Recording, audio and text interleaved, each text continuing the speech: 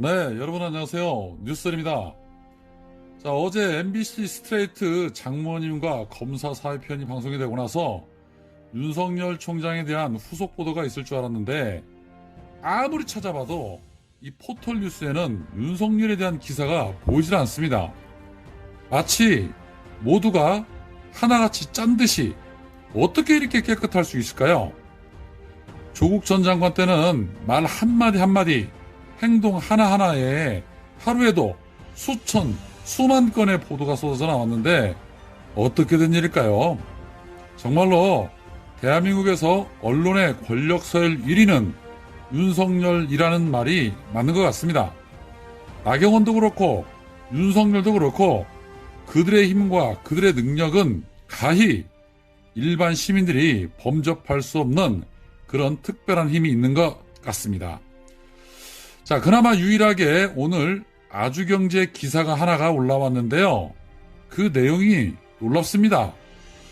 자, 아주경제 보도에 의하면 구영식 기자가 본인의 실명까지 오픈하면서 SNS를 통해서 윤석열 총장이 본인의 장모 최 씨 관련 취재를 하던 기자에게 전화를 걸어 의혹을 부인하고 해명하려 했다는 주장이 나왔다고 했습니다.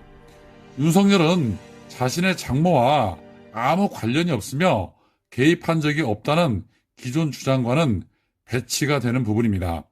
자, 오마이뉴스 구영식 기자는 최근에 자신의 페이스북에 몇 년 전 당시 대검 중수 1과장이던 윤 총장의 장모에 대한 사건을 취재한 적이 있었다며 장모 사건에 대해서 검사 사위가 압력을 행사해 수사를 무마해서 의혹 취재를 하던 도중 윤 총장이 전화를 걸어왔다고 했습니다. 그러면서 장모 사건과 관련된 동업자에 대한 비난을 하면서 장모와 관련된 의혹을 부인을 했다고 했습니다. 특히 윤 총장은 진정인은 정신 나간 사람이라고 비판하면서 관련 의혹을 부인했다라고 주장을 했는데요. 작년 청문회 당시에 윤석열은 장모와 관련된 의혹에 대해서 이거 너무하는 거 아닙니까? 라면서 역정을 냈었고 사건에 대해서 잘 모르고 개입한 적도 없다라고 분명히 주장을 했었는데 이렇게 되면 오마이뉴스 구기자의 SNS의 이 같은 얘기는 윤석열의 얘기하고는 정반대되는 그런 얘기 아닙니까? 전혀 몰랐던 게 아니고 직접 관여를 했었다라고 충분히 합리적인 의혹이 생기는 부분이라는 겁니다.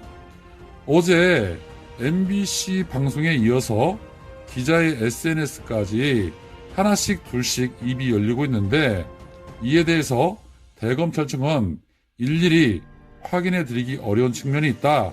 이런 것을 일일이 확인하기는 끝이 없다라고 답변을 했다고 합니다. 답변 안 하셔도 됩니다. 어차피 의미 없는 답변 들을 필요도 없고요. 이미 윤석열 장모 관련 사건은 서울중앙지검에 고발이 되어 있고 경찰청에도 고발이 되어 있습니다.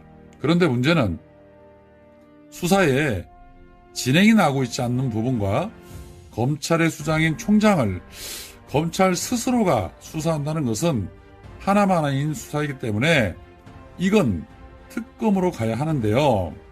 사실 특검도 웬만한 검사로는 안 될 것 같고 강단 있고 정의로운 이문정 검사 같은 분들이 좀 특검을 해서 파헤쳐야 진실을 알 수 있지 않을까 싶습니다.